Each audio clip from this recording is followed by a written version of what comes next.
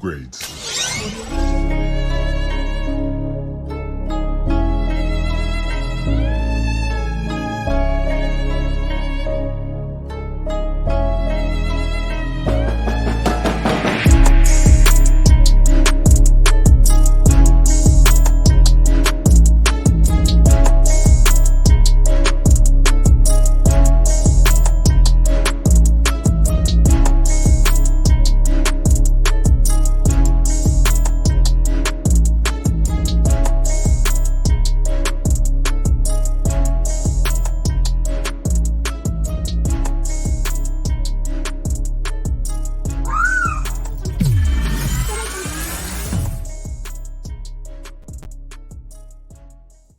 Ladies and gentlemen, we are here to talk about Gran Turismo. No, not the game, even though it is iconic in and of its own right from a video game media standpoint. Now it's made its trails to the big screen. And we are going to go and dissect it, and it's going to be really fun. But I just want to give you guys a brief synopsis on what this is.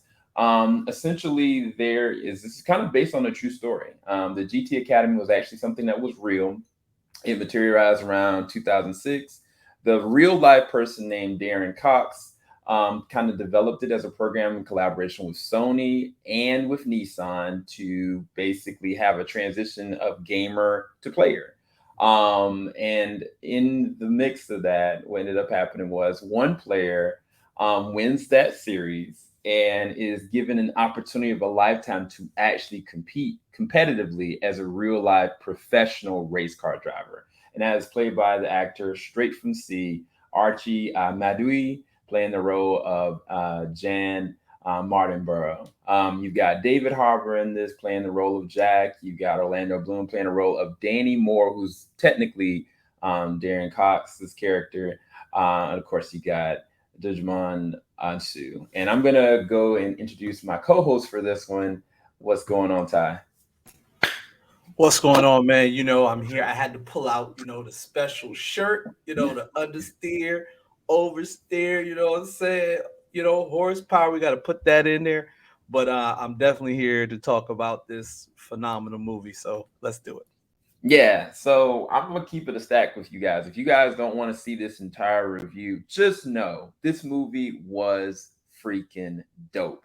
Whether you're a car fan or not, whether you're a gamer or not, this was just a great movie. I thoroughly feel like this is one of the most entertaining, high-octane movies to see this year. And if you see it in Dolby or if you see it in IMAX, you're going to have a great time. But, I mean, I don't know. What do you think, Ty? Short, abridged thoughts on the movie? Okay, so short, abridged. This movie shows you that you can actually have video game to movie transition and have a good, substantial movie as long as you've got three things in it. A good story that keeps you engaged, the excitement and the passion of the topic to which the game is, and incorporating what you know from the game into the movie and properly do that, and a lot of heart. It's got to have heart. And that is what this movie does. Oh, as clearly we see on the screen. Yes, sir. So we're going to probably have a spoiler discussion on this because there's another one of our members that we want to kind of bring into this one. But the way that we're going to tackle this one is I'm going to approach it from a critic and cinematography and things they've done.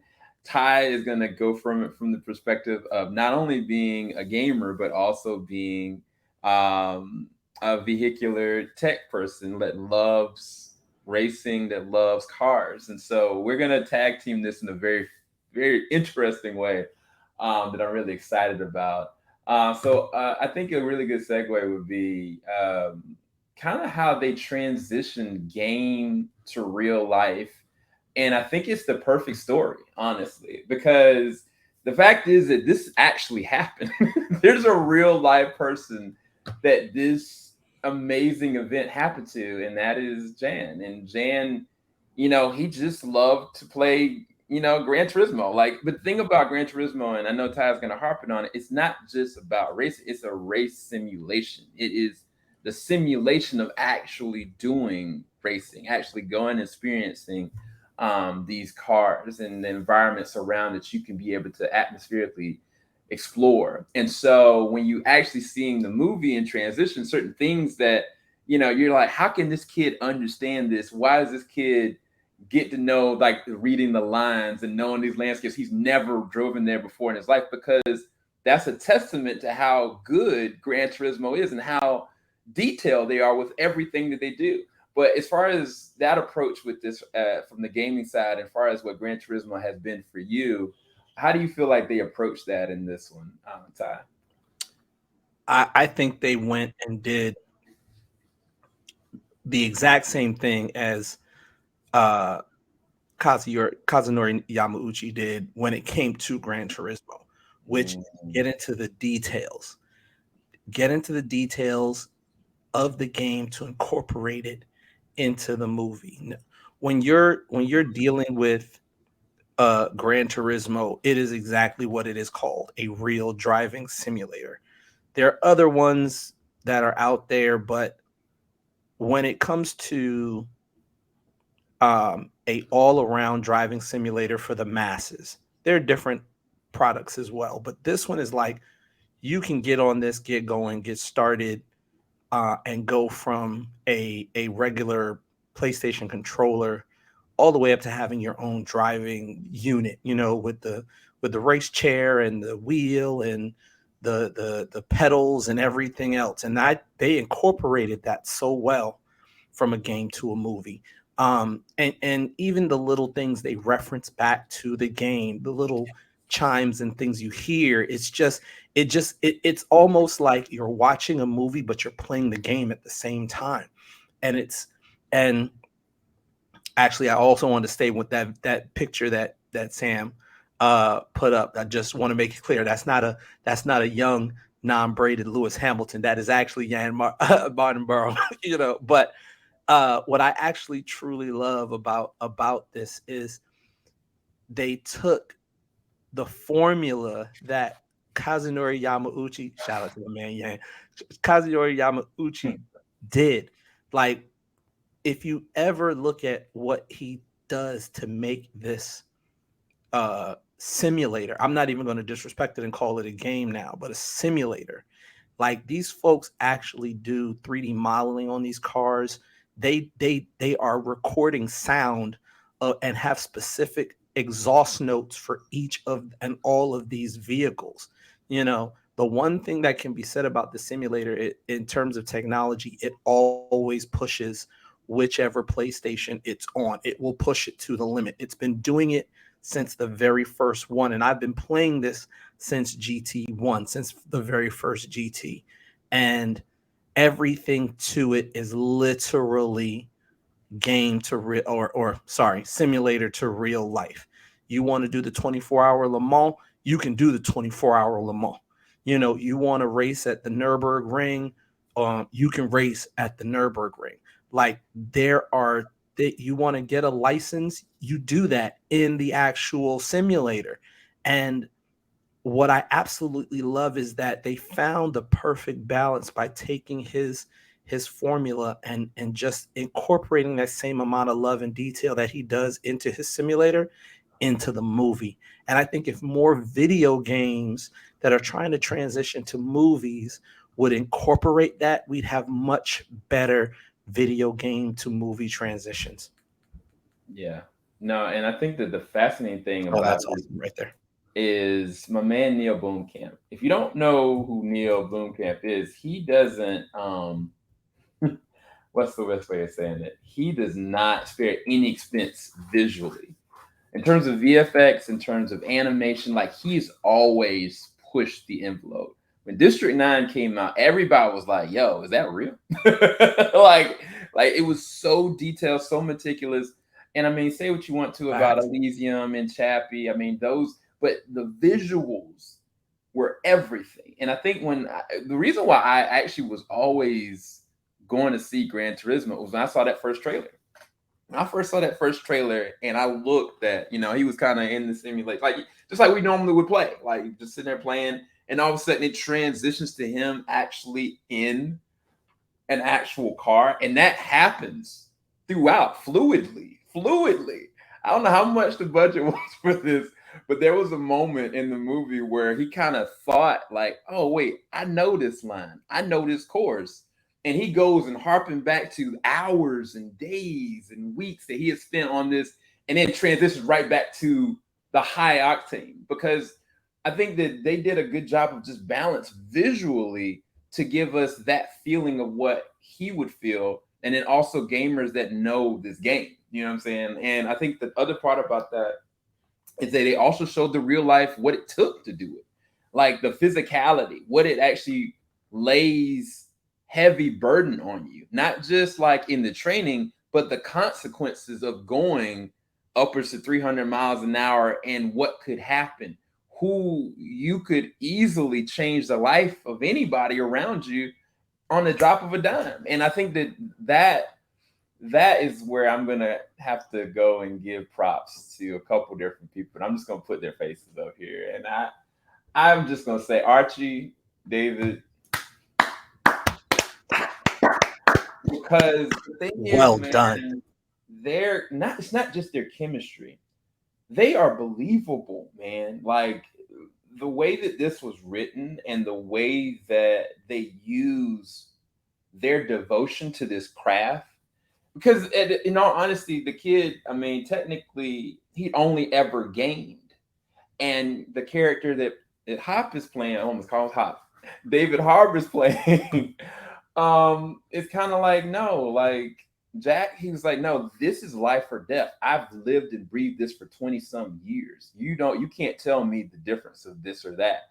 And when they start to collide, their worlds start to merge. There's so much there that it's the heart and soul of this. Even more so than his relationships with his family, his relationships, around him. It's the relationship between Jack and Jann that really solidified this, and it's all for these men performances. But David Harbour, I think this may be a career best for him, in terms of film, because I mean, of course, we know him, in Stranger Things, he's a beast, but in this, he ate up scenery, man. Like every scene he was in, he just stole it to me.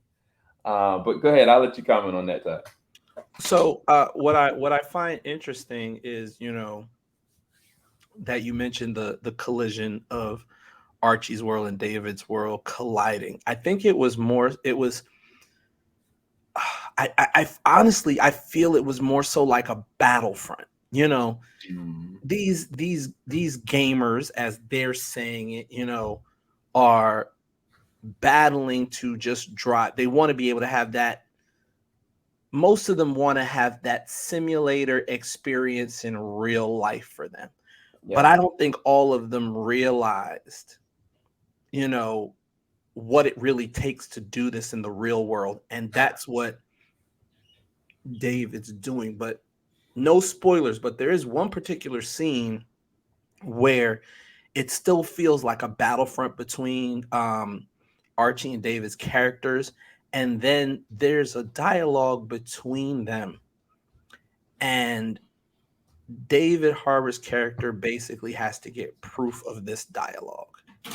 And when the results come in, it's almost like he says, okay, I'm done battling because clearly you get it. There's something. You got something. Inkling that you get it. So we're not going to battle at the gate. I'm actually going to open the gate and give you a shot. Yeah. And basically that's all he wanted, and he didn't make it easy. He purposely didn't make it easy. But once he saw that one thing that separate him from everybody else, it actually allowed them to not only put the battle down, but actually turn from quote unquote enemies into comrades in battle, because the battle was not between them. The battle was was on the track.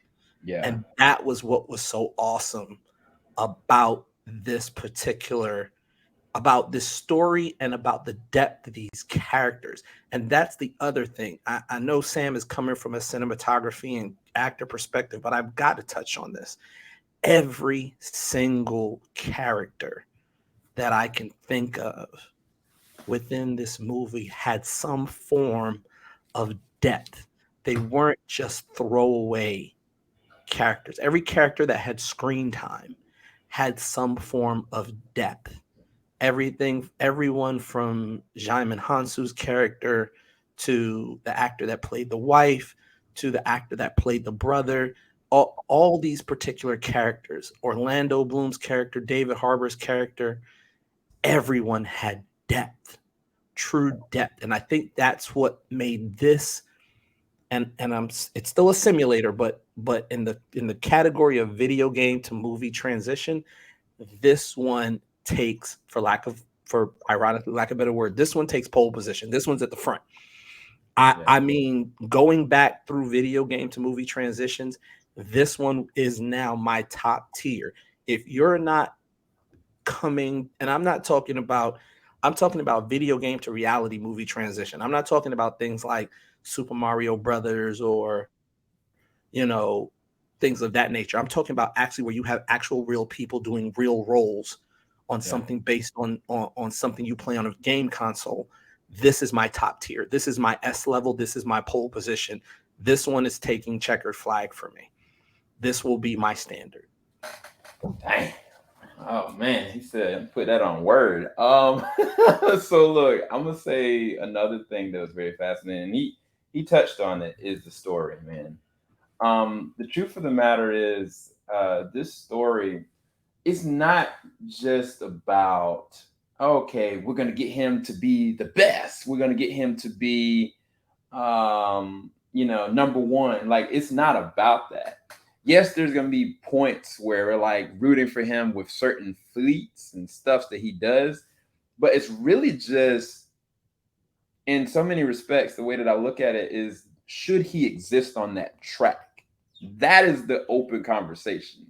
Is that, okay, just because you have the understanding, just because you know it, just because you understand it, should you be here? And that is continuously being tested within his mind, within his family, and also everybody else. And I think it's just a fascinating way to tell this story, because by the end of the movie, I was just like, I just pray he continues it.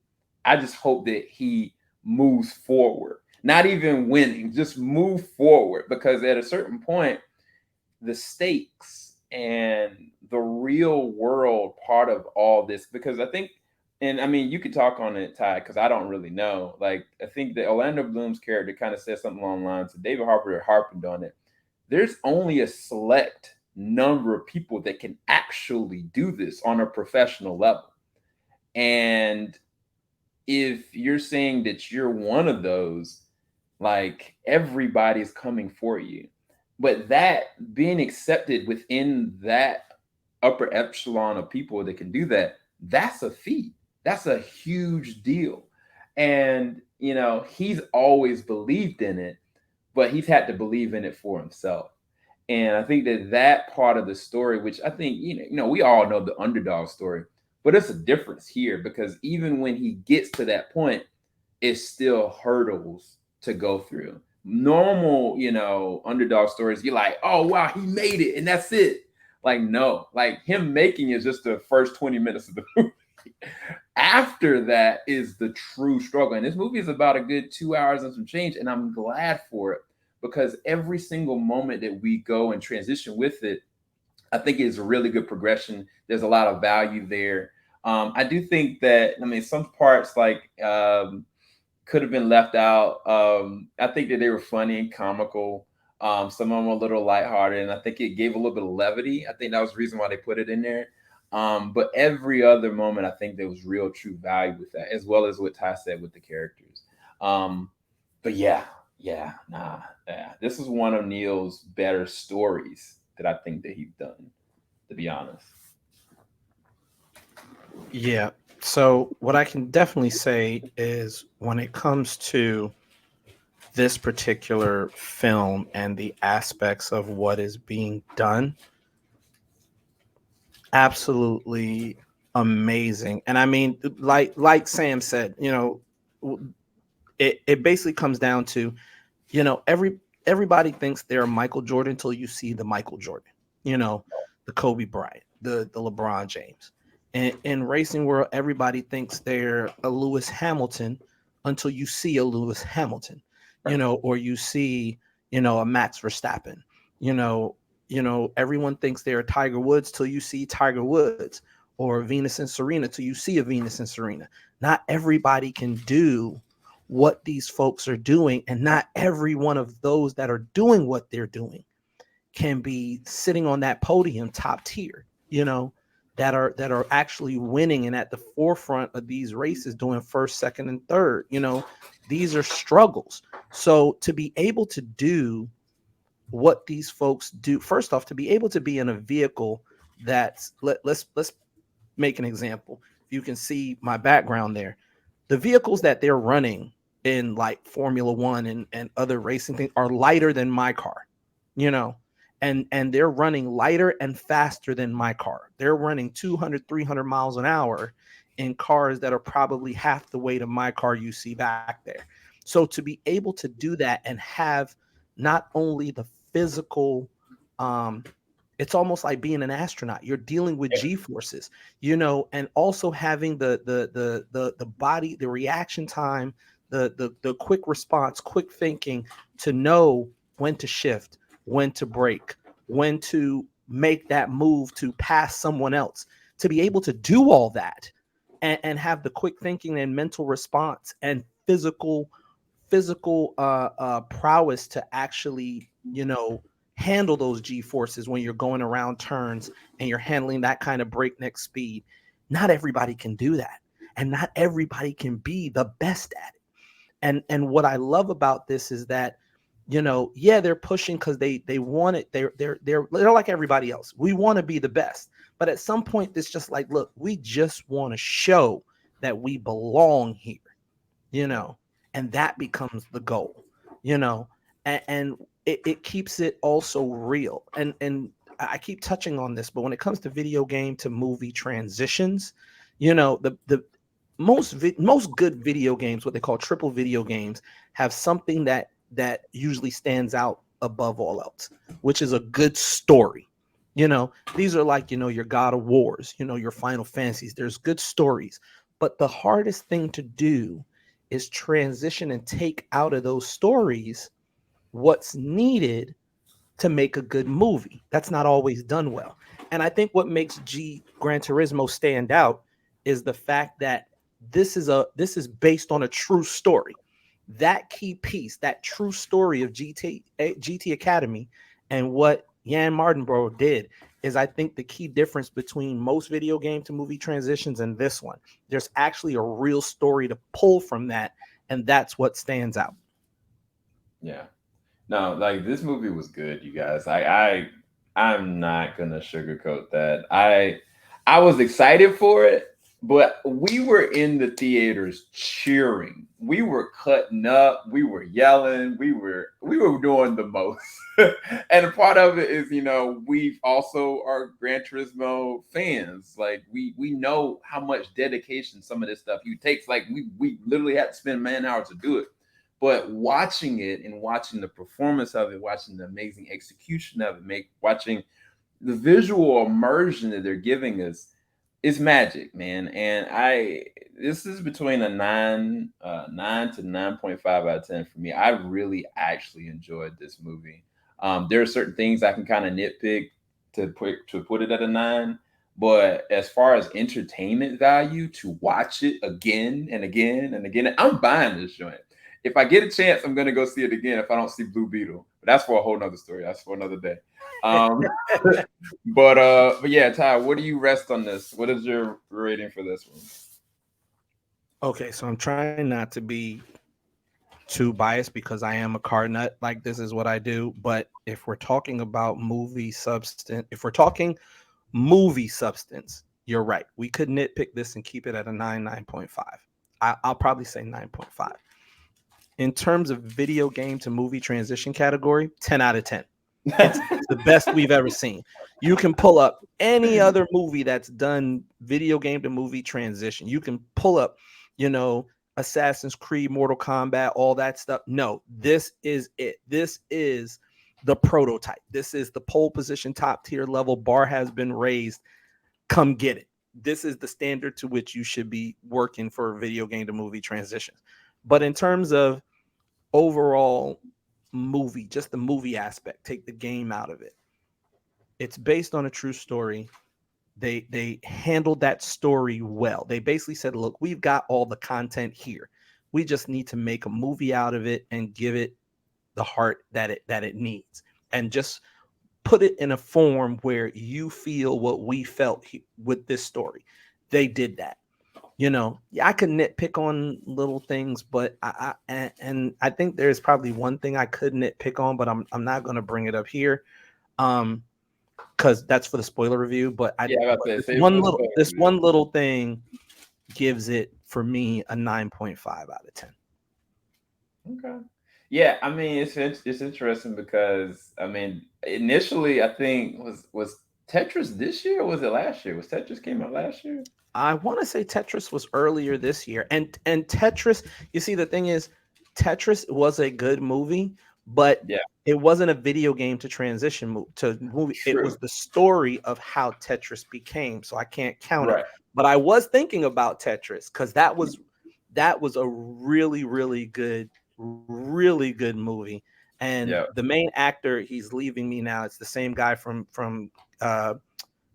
Kingsman, but he always is good in whatever role he plays.